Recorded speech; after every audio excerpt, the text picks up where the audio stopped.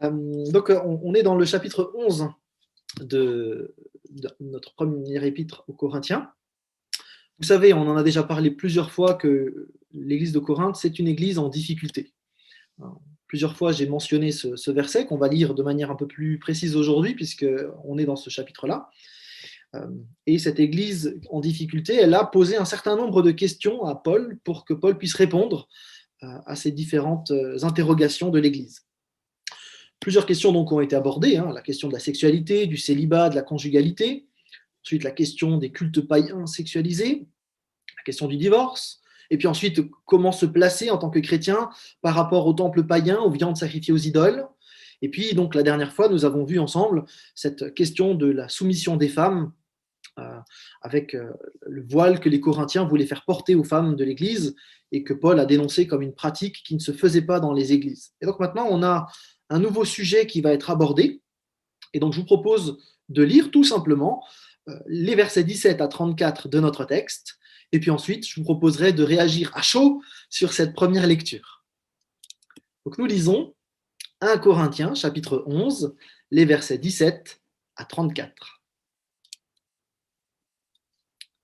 Puisque j'en suis aux directives, il me faut mentionner un point pour lequel je ne saurais vous féliciter. C'est que vos réunions, au lieu de contribuer à votre progrès, vous font devenir pire. Tout d'abord, j'entends dire que lorsque vous tenez une réunion, il y a parmi vous des divisions. J'incline à croire qu'il y a une part de vérité dans ce qu'on raconte. Sans doute faut-il qu'il y ait chez vous des divisions pour que les chrétiens qui ont fait leurs preuves soient clairement reconnus au milieu de vous. Ainsi, lorsque vous vous réunissez, on ne peut vraiment plus appeler cela prendre le repas du Seigneur, car à peine êtes-vous à table que chacun s'empresse de manger ses propres provisions, et l'on voit des gens manquer de nourriture pendant que d'autres s'enivrent. S'il ne s'agit que de manger et de boire, n'avez-vous pas vos maisons pour le faire? Ou bien traitez-vous avec mépris l'Église de Dieu et avez-vous l'intention d'humilier les membres pauvres de votre assemblée? Que puis-je vous dire? Vais-je vous féliciter? Certainement pas. Car voici la tradition que j'ai reçue du Seigneur et que je vous ai transmise. Le Seigneur Jésus, dans la nuit où il fut livré pour être mis à mort, prit du pain, et après avoir prononcé la prière de reconnaissance, il le rompit en disant : « Ceci est mon corps, il est pour vous. Faites ceci en souvenir de moi. » De même, après le repas, il prit la coupe et dit : « Cette coupe est la nouvelle alliance scellée de mon sang. Faites ceci toutes les fois que vous en boirez, en souvenir de moi. » Donc, chaque fois que vous mangez de ce pain et que vous buvez de cette coupe, vous annoncez la mort du Seigneur, et ceci jusqu'à son retour. C'est pourquoi quiconque mangerait le pain ou boirait de la coupe du Seigneur d'une manière indigne se rendrait coupable envers le corps et le sang du Seigneur. Que chacun donc s'examine sérieusement lui-même, et qu'alors il mange de ce pain et boive de cette coupe. Car celui qui mange et boit sans discerner ce qu'est le corps se condamne lui-même en mangeant et en buvant ainsi. C'est pour cette raison qu'il y a parmi vous tant de malades et d'infirmes, et qu'un certain nombre sont morts. Si nous discernions ce que nous sommes, nous ne tomberions pas sous le jugement. Mais les jugements du Seigneur ont pour but de nous corriger, afin que nous ne soyons pas condamnés avec le reste du monde. Ainsi donc, mes frères, lorsque vous vous réunissez pour le repas en commun, attendez-vous les uns les autres. Si quelqu'un a particulièrement faim, qu'il mange d'abord chez lui, afin que vos réunions n'attirent pas sur vous le jugement de Dieu. Quant aux autres points, je les réglerai lors de mon passage chez vous. Je vous laisse réagir à chaud sur ce texte que vous connaissez au moins en partie. Et je vous propose d'avancer un petit peu alors, et on va commencer tranquillement. Alors, à de très rares exceptions près, les différentes églises chrétiennes partagent, en obéissance au commandement du Seigneur, au cours du culte, un repas communautaire. Et ce repas prend des noms différents. Vous en connaissez certains, probablement, des noms qui se retrouvent dans le texte biblique. Parfois, on appelle ça le repas du Seigneur, parfois, on appelle ça la fraction du pain, parfois l'Eucharistie, ou parfois la scène. Dans le milieu protestant, on parlera de la scène ou de la Sainte Seine, qui veut simplement dire repas du soir, puisque du coup, Jésus a fait la première scène lors d'un repas du soir avec ses disciples. Alors, un premier jalon quand même qu'il faut qu'on pose au sujet de la manière dont on vivait la Sainte Seine autrefois. Parce que ce moment de scène, c'était pas une cérémonie dans le culte, mais c'était un véritable repas. On parlerait d'agape aujourd'hui, hein. Et donc ce repas symbolique, eh bien, il se prenait chaque fois que les chrétiens se rassemblaient dans des maisons particulières. Et peut-être vous le savez, peut-être pas, les premiers chrétiens, ils se réunissaient en fait dans de très grandes maisons. Là, vous en avez une donc qui a été, on a fait une coupe pour qu'on puisse voir. Donc c'était des maisons sur 3 étages, hein, avec bon, le sous-sol, c'était beaucoup les bassins, etc. Mais vous aviez ensuite une cour centrale, et puis à l'étage, vous aviez souvent une grande salle de réception, et c'était là où l'église primitive souvent se réunissait. C'est le cas dans le livre des Actes, par exemple. Et c'est probablement dans une pièce comme ça que Jésus a célébré la Pâque avec ses disciples. Ils étaient d'ailleurs un peu plus que 12 à ce moment-là. Donc, on est bien avec une vie communautaire qui partageait parfois de manière quotidienne, parfois de manière hebdomadaire, la vie de l'Église avec un repas partagé. On le trouve d'ailleurs dans le livre des Actes, hein, dans l'acte 2. Tous les jours, d'un commun accord, ils se retrouvaient dans la cour du temple, ils rompaient le pain dans les maisons et prenaient leur repas dans la joie avec simplicité de cœur. Ils louaient Dieu et le peuple tout entier leur était favorable. Le Seigneur ajoutait chaque jour à leur communauté ceux qu'il sauvait. Donc, dans l'Écriture, il semble que les premiers chrétiens, eh bien, ils partageaient le pain tous les jours. Probablement, c'était en souvenir des repas de tous les jours partagés avec Jésus. Et plus tard, d'après les textes que nous avons, alors je pense à la Didaché notamment, ou à des textes de Justin Martyr, les chrétiens se réunissent a priori surtout le premier jour de la semaine, et c'est à ce moment-là qu'ils rompent le pain lors de ces rencontres. Alors, on ne sait pas exactement ou précisément quand la scène a été détachée des agapes de l'Église pour devenir un élément du culte chrétien. En 110 après Jésus-Christ, Ignace pouvait écrire aux chrétiens de Smyrne: « Il n'est pas permis en dehors de l'évêque ni de baptiser ni de faire l'agape. » Ce qui semble dire quand même qu'il y a un moment où on a ritualisé un peu la pratique de l'agape autour d'un évêque. Et d'ailleurs, on met déjà en lien le baptême et la scène. Donc, ce qu'il faut bien comprendre, c'est qu'au moment où Paul écrit aux Corinthiens, le partage du pain et du vin se fait donc au cours d'un repas communautaire, qu'on nomme agape. D'ailleurs, le verset 34 nous le dit clairement, hein. Pour Paul, il s'agissait bien d'un repas, pas d'autre chose. Le mot repas, d'ailleurs, il fait référence directement au repas principal dans la culture gréco-romaine. C'était un repas qui était pris en milieu d'après-midi, et il était autant alimentaire que festif. Et il faut comprendre cet arrière-plan parce que, avant d'être tourné vers le sacrifice, la scène, c'est d'abord un repas communautaire. Un repas communautaire dans la joie que Dieu donne. C'est un repas de famille en présence du Père Céleste. C'est un temps de célébration communautaire autour de Christ, le chef de la communauté, qui annonce le retour de Christ. C'est un temps de communion avec l'Esprit qui nous unit les uns aux autres. En fait, c'est un repas où on prie, on chante, on partage la parole. C'est un temps de culte, comme le montre le texte d'Acte 2. Ça va? Mais la scène, donc, c'est d'abord un repas. Et donc, c'est au cours de ce repas, qui est marqué par la fraternité, par la joie, par l'unité, qu'on va se remémorer le sacrifice du Seigneur sur la croix. Et donc, on a un moment un petit peu solennel, c'est vrai, au moment dans ce repas, qui s'est formalisé ensuite, qui va s'appeler donc ce moment l'Eucharistie, ça veut dire rendre grâce. Hein, donc, on a un moment où on va rendre grâce à Jésus-Christ pour son œuvre. Et donc, dans le cadre de ce repas, de ce culte, autour d'un repas, eh bien, on va rendre grâce à Dieu. L'Église, ensuite, en partant de ce repas avec des prières, etc., va glisser donc la scène dans le cadre d'un culte communautaire où on va avoir un temps de partage de pain et de vin, on va se souvenir. Et puis, avec le temps, eh bien, on va formaliser un rite, hein, dans le cadre du culte. Et puis, les protestants vont reprendre ce rite-là, vont le traduire d'une manière un petit peu différente au niveau théologique. Et puis, on va avoir du coup cette idée du temps de mémoire avec la modernité. Ça va être un moment entre soi et Dieu pour faire le point. Et puis, parfois, ça a glissé vers le rituel magique, en disant, voilà, il me faut la scène parce que pendant la scène, je vais obtenir ma guérison ou je vais obtenir ceci ou cela. Et donc, il y a eu une forme de glissement progressif d'un aspect communautaire à un aspect hyper individuel. Et évidemment, avec l'individualisation des gobelets, avec cela, on arrive à une pratique très, très individualiste qui doit nous poser question. Avec le Covid en bout de chaîne, eh ben, on arrive avec chacun devant son écran avec un bout de pain et un peu de jus de raisin.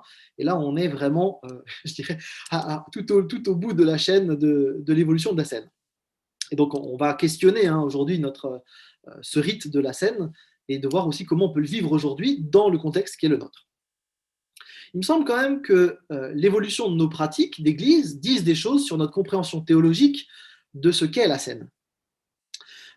Et donc, aujourd'hui, j'aimerais nous aider à retrouver le fil peut-être de ce que c'est vraiment la scène, parce qu'on est tous attachés à ce qu'est la scène, elle a été instituée par le Seigneur, et on veut le vivre, mais parfois on oublie à quoi elle renvoie précisément. Alors, on va regarder le texte de plus près maintenant, si vous le voulez bien, après cette introduction. Verset 17, Paul a déjà réprimandé les Corinthiens sur plusieurs points. Les derniers en date, donc c'était la manière dont ils utilisaient leur liberté par rapport aux viandes sacrifiées aux idoles, par rapport aussi à l'abus d'autorité des hommes vis-à-vis des femmes dans l'assemblée, alors que Dieu avait fait un seul et même peuple d'enfants égaux en lui. Et là, Paul continue la série de reproches. Et cette série, elle commence par un verset 17 qui est plutôt violent. Je ne sais pas si vous recevez cette lettre dans l'église de La Roche de la part de l'apôtre Paul. Vos réunions, au lieu de contribuer à votre progrès, vous font devenir pire. Bon, c'est une attaque en règle. Mais il faut bien comprendre que Paul essaie de secouer les Corinthiens avec une saine prise de conscience pour qu'ils arrêtent de se réjouir de leur médiocrité, mais qu'ils se mettent à genoux, enfin, et qu'ils reconnaissent qu'ils ont besoin de Christ et d'avoir un changement de pratique. Or, les Corinthiens, eux, ils pensent être sages, ils pensent être pieux, ils pensent tout savoir. Et puis, ils se gargarisent de leur sagesse religieuse. Ils se pensent arriver au bout de la course. Et donc, Paul, là, les interpelle de manière très forte. Quand des chrétiens se remettent plus en question, avec l'orgueil, la chute n'est pas très loin. Et donc, Paul va revenir sur un sujet qu'il a déjà évoqué, celui des divisions. Et effectivement, chez Paul, alors dans la lettre aux Corinthiens, mais de manière globale, la question de l'unité de l'Église, elle est fondamentale. C'est probablement l'un des sujets phares que développe Paul tout au long de ses lettres. Et Paul donc mentionne ces divisions. L'Église était divisée alors qu'elle célébrait un repas dont le but était de célébrer la communion fraternelle, pour signifier l'unité. Et donc là, il y a quand même quelque chose d'assez troublant, finalement, c'est que cette Église, elle mime l'unité et la communion, mais elle ne la vit pas. Et là, il y a quelque chose qui est profondément révoltant pour l'apôtre Paul, cet apôtre qui se bat pour l'unité de l'Église en tout temps. Là, il y a quelque chose qui est totalement incohérent pour Paul. Alors Paul trouve quand même un élément positif dans ce grand bazar, puisque les divisions permettent au moins de distinguer les chrétiens fidèles de ceux qui ne le sont pas, entre ceux qui veulent vivre l'unité et ceux qui cherchent finalement la discorde et la division. C'est assez intéressant, il me semble, de noter justement que pour Paul, une des caractéristiques du chrétien, c'est qu'il vise l'unité de l'Église systématiquement. Et là, il y a probablement à réfléchir sur nos istes, vous savez, les baptistes, les CAEF-istes, les adventistes, et puis tous les autres istes qui existent, parce que dans le texte biblique, cette distinction, elle n'est pas faite. Les chrétiens qui ont fait leurs preuves sont clairement reconnus au milieu des Corinthiens parce qu'ils visent l'unité. Ils cherchent à faire du lien entre les uns et les autres.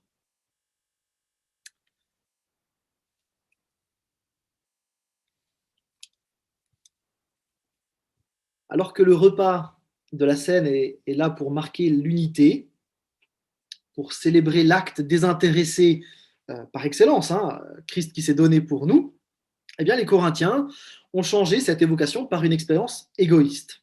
Le repas du Seigneur aurait dû être une célébration communautaire. C'est devenu une pratique privée, chacun pour soi. C'est même devenu discriminatoire, puisque du coup les riches sont avec les riches, les pauvres, du coup ils n'ont même pas de quoi manger. Et du coup, au lieu de vivre une communion les uns avec les autres, eh bien ces repas sont source de division. Alors que Paul, du coup, là, il le reprend en disant mais il ne faut pas qu'il y ait de division dans ce nous qui a été racheté par Jésus-Christ.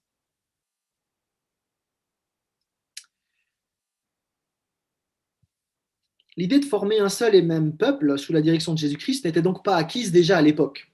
Vous voyez que quand on a du mal avec la multiculturalité, avec le transgénérationnel, etc., ce sont des problématiques qui en fait datent depuis le début de l'histoire de l'Église, hein, c'est pas nouveau.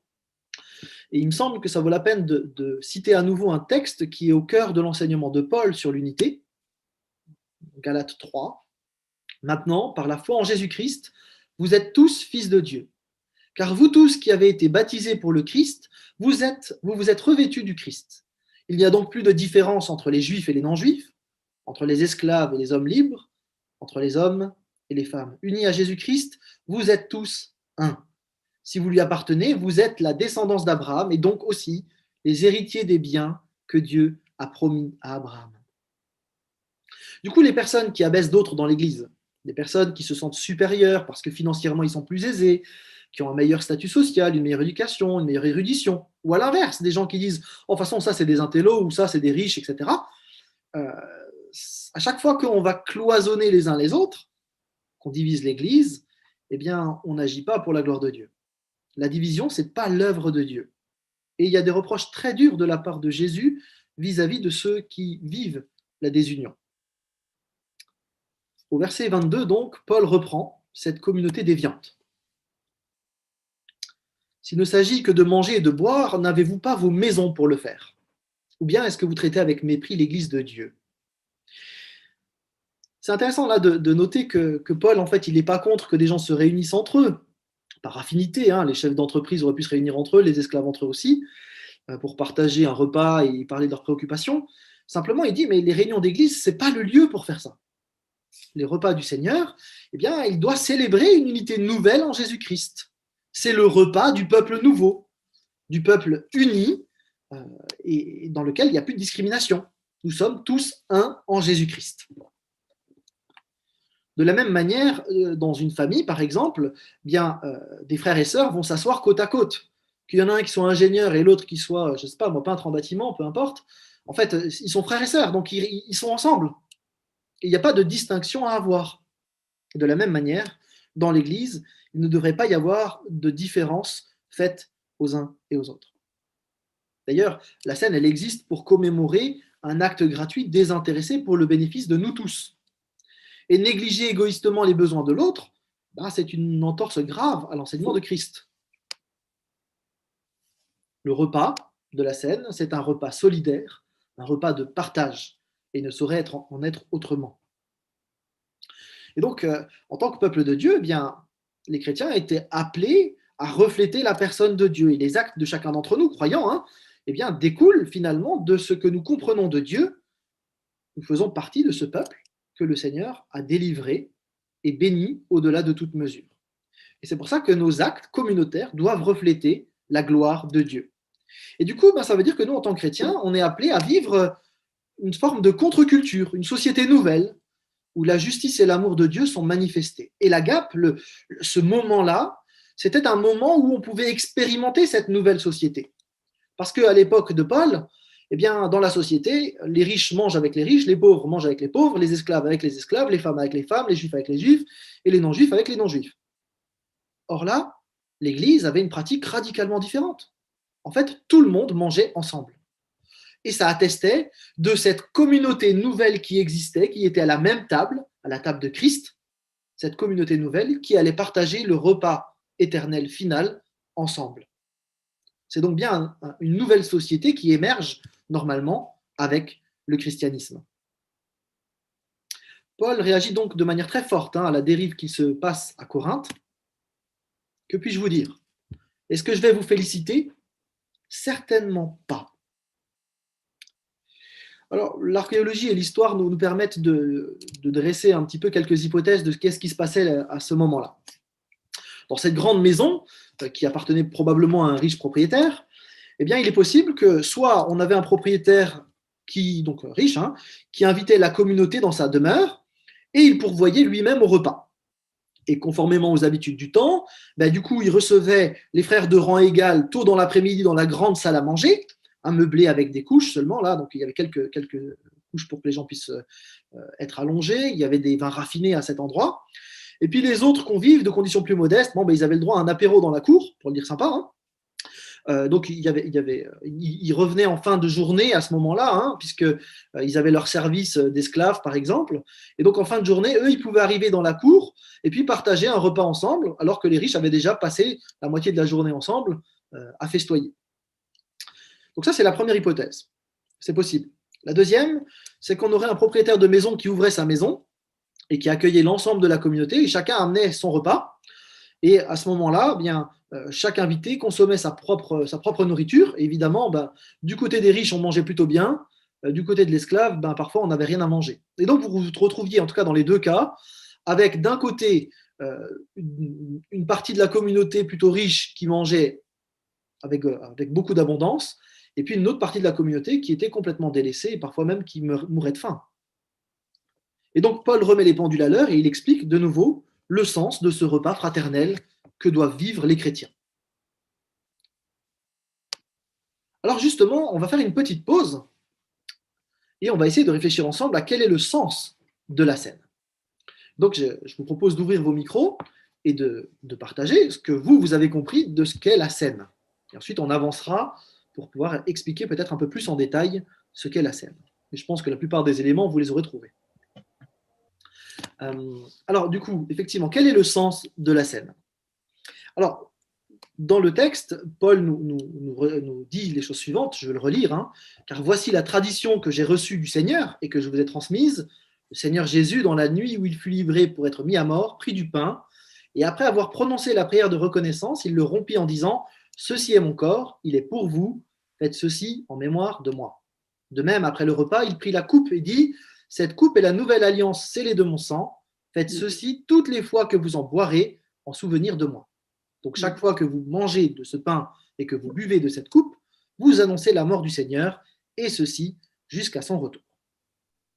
Il faut d'abord noter que la tradition, elle vient de Jésus lui-même. C'est important de le dire, parce qu'il y a peu de choses finalement que Jésus a demandé expressément à ses disciples de faire.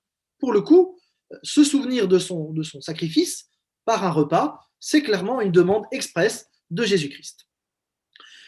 Probablement que Paul les a reçus par révélation, dans une vision probablement de Christ, mais en tout cas, Christ lui-même a demandé à ses disciples de vivre un tel temps de repas. Alors évidemment, le repas qu'a vécu Jésus-Christ, il n'a pas été vécu comme celui-là. Hein. On ne va pas dans un resto pour dire j'aimerais une table de 12, mais on prend que la moitié. Ça n'a pas trop de sens. On mange des deux côtés de la table. Et puis en plus, vous avez bien compris qu'on ne mangeait pas assis. Ça, c'est à la Renaissance ou au Moyen-Âge. Donc Léonard de Vinci le représente à la manière de son époque. Hein. C'était un repas antique et pas un repas moyenâgeux. Mais par contre, ce qui est juste, et c'est bien que Léonard de Vinci le représente comme ça, c'est que c'était un repas, un vrai repas. Et donc, il faut absolument tenir ce premier élément. La scène, son sens premier, c'est d'abord un repas. Un repas, c'est un moment convivial, où on profite de la présence des autres. C'est un moment où on partage, où on rit, où on se livre, on se raconte, on s'écoute, on vit de vraies relations. Et c'est pour ça que c'est tellement important de vivre cette notion de repas. Donc la scène, c'est à aucun moment un rite individuel. Et c'est une déformation totale que de vivre la scène en solitaire. Ça n'a aucun sens bibliquement parlant. Et tant que je le pourrais, je résisterais à la tentation de certains d'en faire autre chose qu'un repas communautaire. La scène, c'est nécessairement un acte communautaire. Le repas que propose Jésus, il s'inscrit en fait dans tout un contexte de repas antiques. Il y en avait plusieurs des repas à l'époque, et Jésus fait probablement un mix un petit peu entre tout ça. Dans le monde gréco-romain, on a une pratique qui est très répandue, ce sont celles des repas de groupe, qu'ils soient professionnels, corporatifs, cultuels. On se réunissait autour d'un bœuf, par exemple, qu'on sacrifiait sur un autel païen, en pleine rue ou dans un temple idolâtre, pour célébrer une victoire, un événement joyeux, comme pour un anniversaire, par exemple. Et donc, on avait ensuite toute la communauté qui se rassemblait autour de ce repas. Donc, c'était des repas festifs. Il y avait aussi dans le monde juif, en Israël, plusieurs coutumes de repas, notamment lorsqu'il y avait des sacrifices au temple à Jérusalem, avec les animaux qui étaient donc offerts en holocauste, ou des sacrifices de communion, qui étaient seulement brûlés en partie, pour le coup, ceux-là. Les holocaustes, c'était la totalité, et les sacrifices de communion étaient brûlés en partie seulement, et donc le reste, c'était consommé par ceux qui offraient le sacrifice. Et donc quand on faisait ce repas où on mangeait le reste, finalement, du sacrifice de communion, ce repas s'appelait les todas, et il symbolisait une action de grâce. On a retrouvé des traces de repas entre pharisiens, qui étaient les repas dits de compagnons, et donc c'était là plutôt des repas qui avaient pour but de manger une nourriture pure. Donc ce n'était pas tellement pour souder les membres du groupe ensemble, mais plutôt pour respecter au mieux les préceptes de Moïse. Et puis on a les repas de famille, qui sont probablement là en toile de fond de ce que fait Jésus de manière plus précise, parce que dans les repas de famille, eh bien, on a donc des repas qui sont surtout lorsqu'il y a un hôte qui vient, un invité, le repas du sabbat, le repas des fêtes. Et donc, dans ce cadre-là, eh bien, on va avoir le père de famille qui va expliquer la signification du repas et qui va ensuite partager les différents éléments avec l'ensemble de la famille. Donc, la scène, c'est d'abord un repas. Mais c'est un repas symbolique. Il est chargé de sens. Et on parle parfois des 3 dimensions de la scène. Et on va essayer de clarifier un peu ces différentes dimensions. On dit les 3 dimensions parce que ça permet de bien les mémoriser. D'accord ? D'abord, c'est un repas du souvenir. On l'a dit, donc, dans les fêtes juives, les familles se réunissent autour d'un repas. Et ces repas de fête, ils s'accompagnent de tout un cérémonial qui met particulièrement en relief 3 temps. D'accord ? Donc, on a d'abord la bénédiction sur le pain, avant sa fraction et sa distribution par celui qui préside la table, souvent le père de famille. Ensuite, on a le repas, avec soit du poisson, soit de la viande, qui sont des mets de qualité. On mange rarement de la viande à l'époque, c'est que pour les jours de fête. Et donc là, on marque le caractère festif du repas.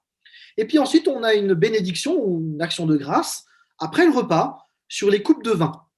D'ailleurs, à l'époque, chacun dispose d'une coupe, donc chacun boit dans un verre. Et donc, Jésus, qui célèbre finalement la Pâque avec ses disciples, avant sa crucifixion, eh bien, il agit comme de coutume lorsqu'il s'agit de célébrer la Pâque. Sauf que Jésus valorise de manière extrême 2 éléments de ce repas. Le début et la fin. La bénédiction sur le pain et la bénédiction sur les coupes de vin.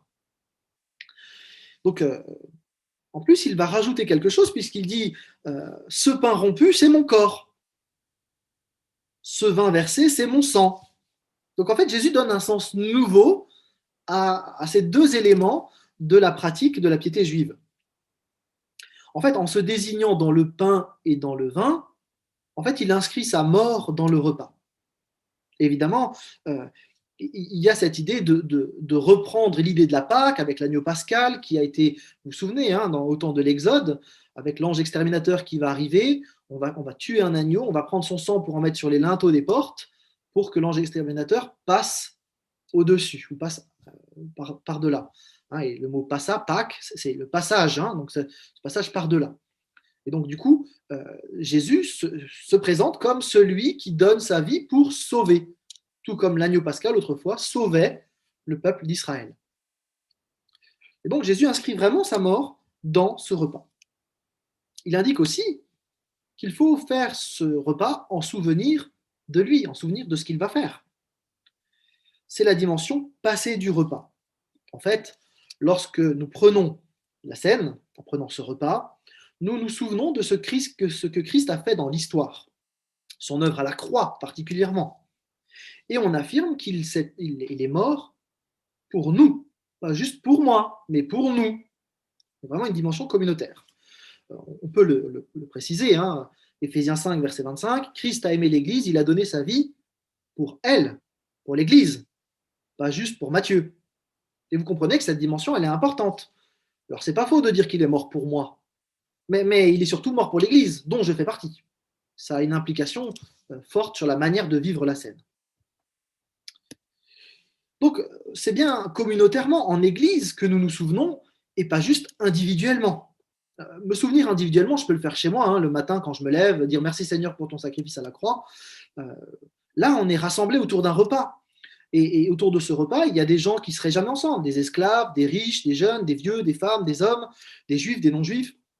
Mais on est ensemble parce que Christ est mort pour nous. Et c'est ça le sens de la scène. C'est ce nous communautaire qui célèbre la victoire que Christ a remportée pour nous. D'ailleurs, se souvenir de ce que Jésus-Christ a fait, ça nous permet aussi de nous rappeler que ce n'est pas par nos propres efforts que nous sommes là. Là, il y a tout le message de la grâce. c'est Jésus-Christ qui nous offre la possibilité d'être en relation avec lui, en paix avec les autres, avec lui aussi. C'est lui qui nous invite par grâce, chacun et tous ensemble. Et c'est lui qui se donne et qui se constitue son propre peuple. Vous voyez que donc la dimension passée de la scène, elle est plus large que juste Jésus est mort pour moi. Vous comprenez bien. Mais la scène, ce n'est pas qu'un repas du souvenir, parce qu'il y a aussi cette dimension présente. Dans cette dimension présente, eh bien, on affirme, on proclame notre foi commune. On déclare notre foi commune en Jésus-Christ. On affirme ensemble, en prenant la scène, que nous sommes sauvés aujourd'hui et nous confessons notre foi dans le seul Sauveur, que nous sommes libres du péché grâce à lui, que nous sommes son peuple, que nous lui appartenons. Donc il y a vraiment l'idée d'une proclamation maintenant de qui nous sommes en Jésus-Christ. En partageant la scène, eh bien, on affirme aussi l'efficacité toujours actuelle de ce sacrifice que Jésus a consenti il y a 2000 ans. Et toutes les fois que le repas a lieu, eh bien, on proclame le message d'humiliation de Christ, de la gloire dont ça a été suivi, mais aussi de l'invitation que Jésus-Christ offre à toute personne, finalement, qui ne le connaît pas encore. Et donc, la célébration ensemble de ce repas, c'est une invitation à ceux qui ne le connaissent pas encore de recevoir de sa part ce que Christ veut offrir.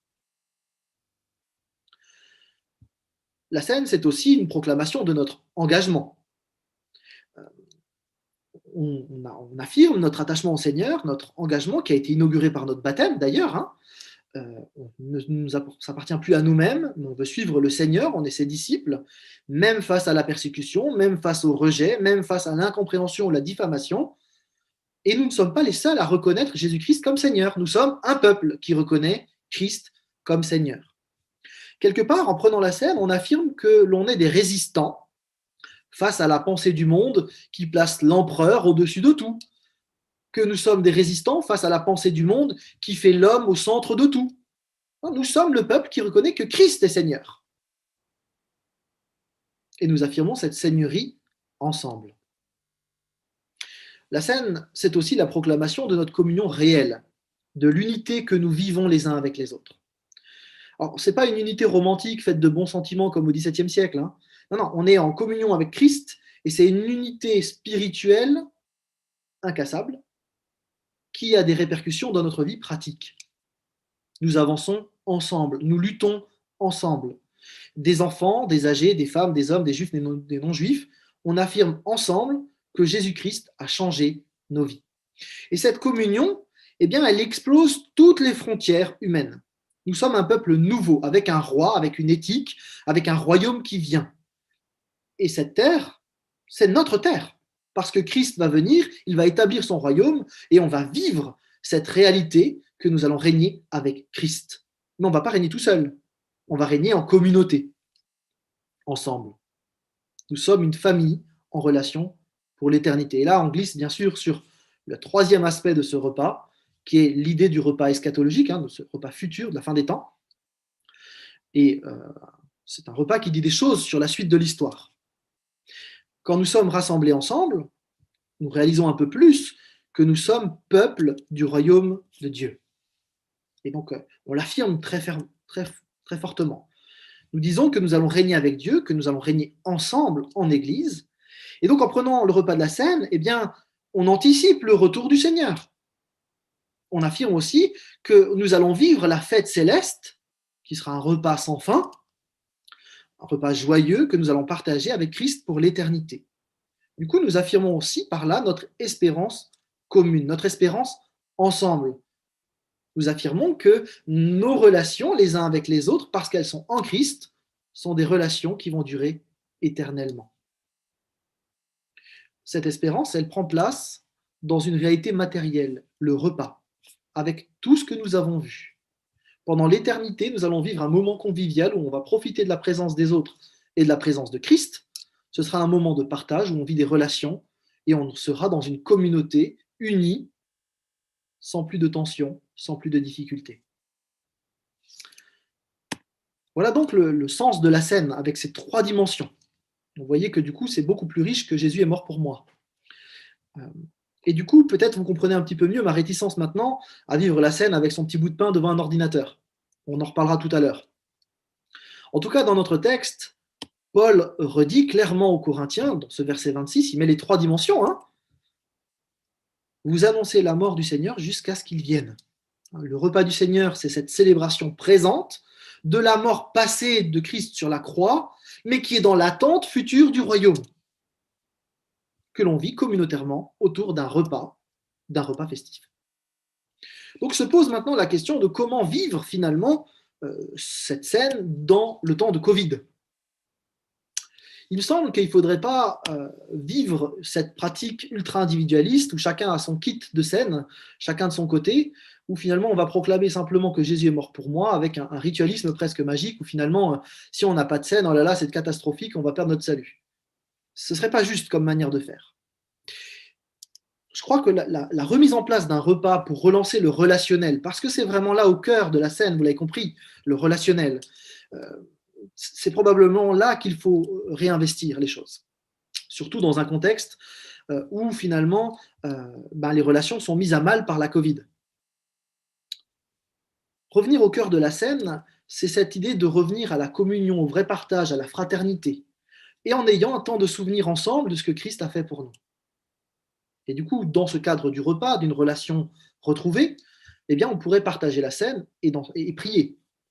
Et du coup, une des choses qui me semblerait plus pertinente, ce serait de vivre la scène lorsque des chrétiens se réunissent, à 4, à 6, parce que c'est le maximum qui nous est conseillé pour l'instant, mais de le vivre dans ce cadre-là, lorsqu'on est invité chez les uns et les autres, de prendre un temps pour se souvenir ensemble de ce que Christ a fait, d'annoncer le royaume futur de Christ, et de prendre un temps où on rend grâce à Dieu pour le fait qu'il nous a unis ensemble.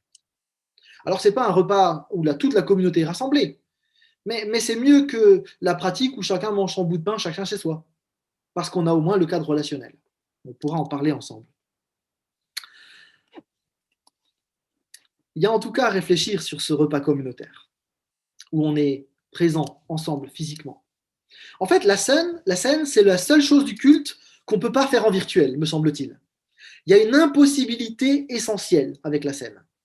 Quelque part, c'est le dernier lieu de résistance de l'hyper-individualisme postmoderne, la scène. Parce que la scène, c'est un acte communautaire, physiquement réunis, vivant en relation les uns avec les autres. Et donc, c'est le dernier lieu de résistance de toute notre communion virtualisée. Et d'ailleurs, ça se voit dans les éléments. Le pain, il représente le corps incarné de Christ qu'il a offert en sacrifice. Et quand on rompt le pain, eh bien, chacun reçoit un morceau de ce pain, mais il faisait bien partie d'un tout, de ce tout que nous formons. Il y a un aspect communautaire là, d'unité. Le vin, de son côté, c'est un poignant rappel du sang de Christ, sans lequel il ne pourrait pas y avoir de pardon pour les péchés, et par lequel il a établi une nouvelle alliance entre lui et son peuple. Le Seigneur veut que le pain et le vin soient des rappels du sacrifice qu'il a offert lui-même sur la croix à son peuple qu'il a racheté et réuni. Le verset 26 résume donc toute cette symbolique. Donc chaque fois que vous mangez de ce pain et que vous buvez de cette coupe, vous annoncez la mort du Seigneur, et ceci jusqu'à son retour. Je vous propose de réagir. Je suppose que vous avez envie de le faire. Allez, on avance et on va continuer donc avec les versets 27 à 30. On se rend bien compte avec Paul que finalement la conduite des Corinthiens, elle n'est pas sans conséquence. Une manière tout à fait indigne de vivre ce repas sacré, hein, et de le vivre comme une beuverie en ignorant les autres finalement, alors que Christ, lui, il a donné sa vie pour pouvoir délivrer les uns et les autres. En fait, en méprisant finalement ce repas, les Corinthiens, eh bien, ils bafouaient l'œuvre du Christ et ils se rendaient coupables à son égard. Et donc, ici, Paul nous invite à nous examiner chacun personnellement pour réaliser finalement que ce n'est pas un acte anodin que de prendre la scène. Et donc, il ne faudrait pas le prendre de manière légère. On retrouve l'idée habituelle dans la Bible, le chrétien, il est responsable face à Dieu. Et il est responsable de sa propre vie, mais il est aussi responsable de sa manière d'être en relation avec les autres. C'est ce qu'on a vu dimanche, hein, autant que possible, soyez en paix avec tous. Et je ne peux pas juste dire, moi je suis en paix avec Dieu, tant pis pour les autres, hein, ça ne marche pas. ma manière d'être en relation avec les autres dit des choses sur ma relation avec Dieu.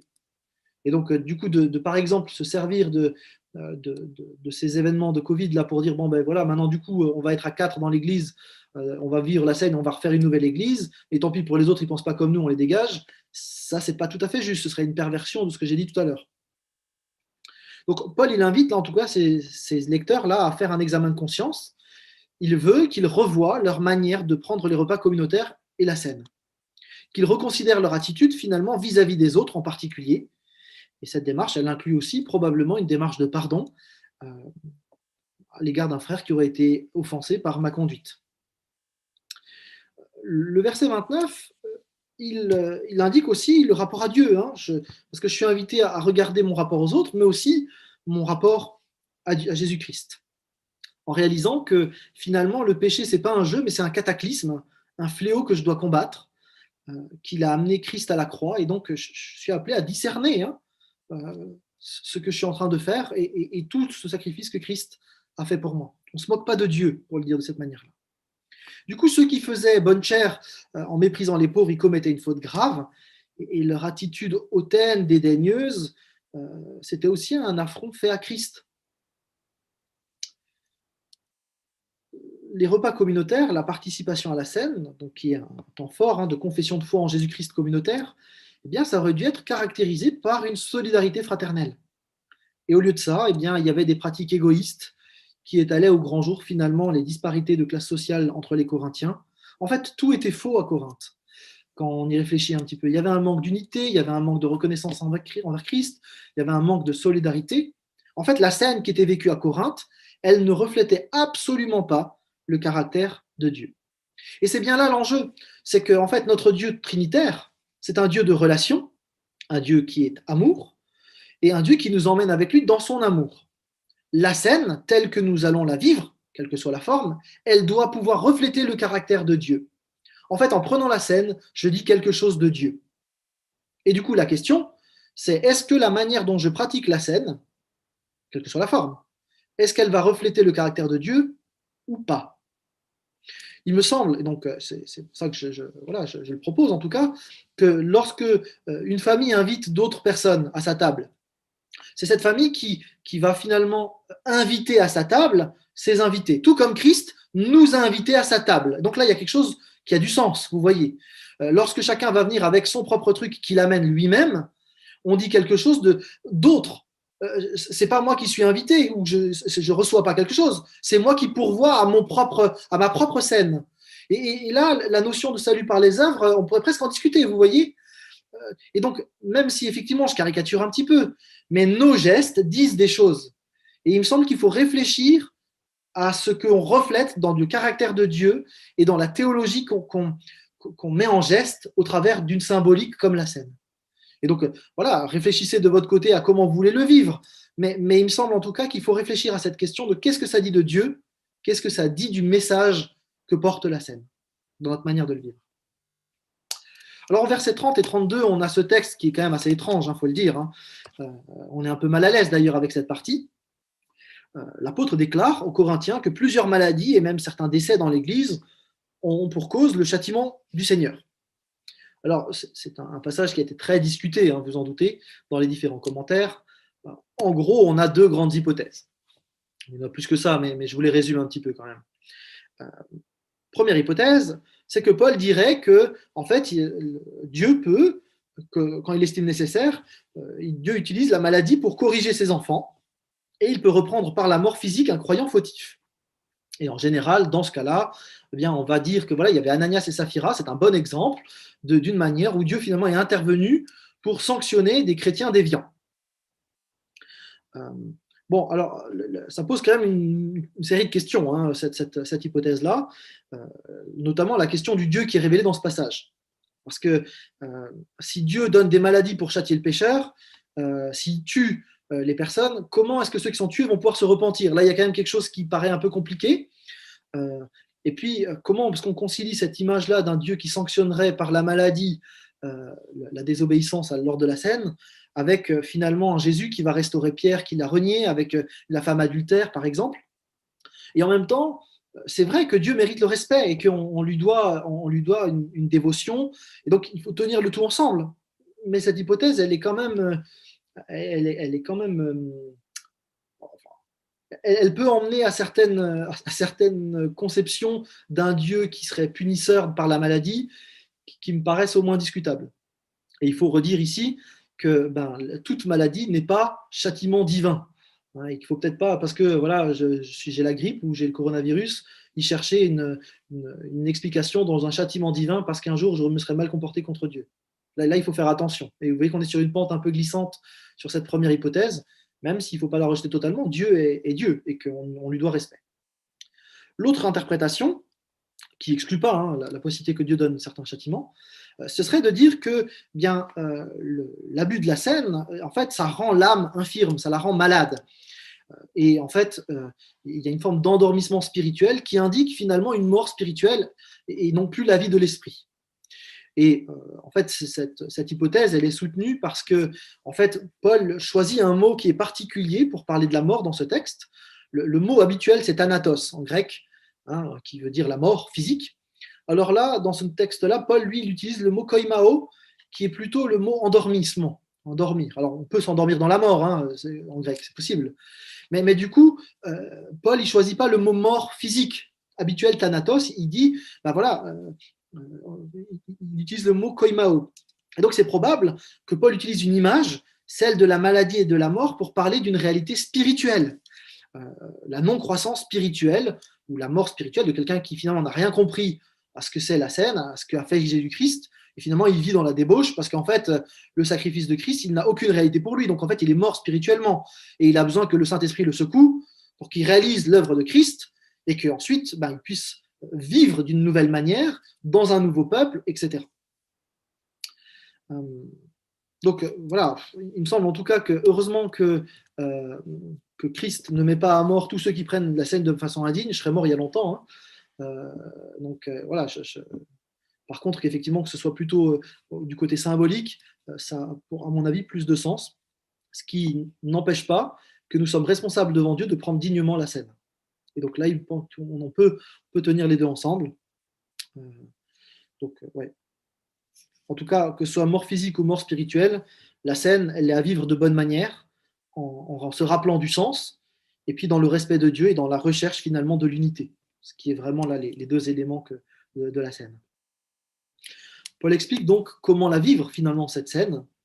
Ainsi donc, mes frères, lorsque vous vous réunissez pour le repas en commun, attendez-vous les uns les autres. Si quelqu'un a particulièrement faim, qu'il mange d'abord chez lui, afin que vos réunions n'attirent pas sur vous le jugement de Dieu. Quant aux autres points, je les réglerai lors de mon passage chez vous. Donc, pour résumer en 2 points, finalement, comment vivre la scène, il y a vraiment cette idée de l'honneur de Dieu et du respect des autres. On retrouve cette dimension verticale de la croix entre moi et Dieu, entre nous et Dieu, et entre moi et les autres, si vous voulez. Vraiment, ces 2 dimensions sont là. C'est en fait les clés de voûte, la clé de voûte du christianisme, puisque Jésus a dit, voilà, la loi de Moïse, elle est résumée dans l'amour pour Dieu et l'amour envers notre prochain. Donc on retrouve ces 2 éléments dans la pratique de la scène. Alors je vais vous laisser réagir. Peut-être certains veulent encore réagir avant de conclure. Alors je vous propose de conclure simplement avec peut-être 2 éléments qu'on peut retenir. Le premier donc, c'est cette idée-là que la scène c'est un repas, avec l'idée du moment convivial, de profiter de la présence des autres, d'un moment de partage où on vit de vraies relations, et que la scène c'est un acte communautaire par excellence, et pas individualiste, et que c'est un repas symbolique avec 3 dimensions, la dimension passée, la dimension présente, la dimension future. Et donc lorsque nous vivons la scène, eh bien, nous sommes appelés, en tant qu'Église, à mettre du sens, le vrai sens, derrière les gestes que nous faisons.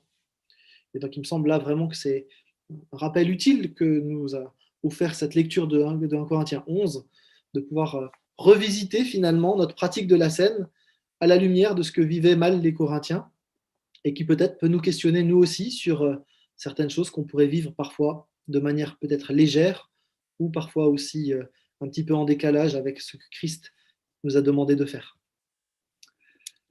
Je vous propose de prier pour terminer.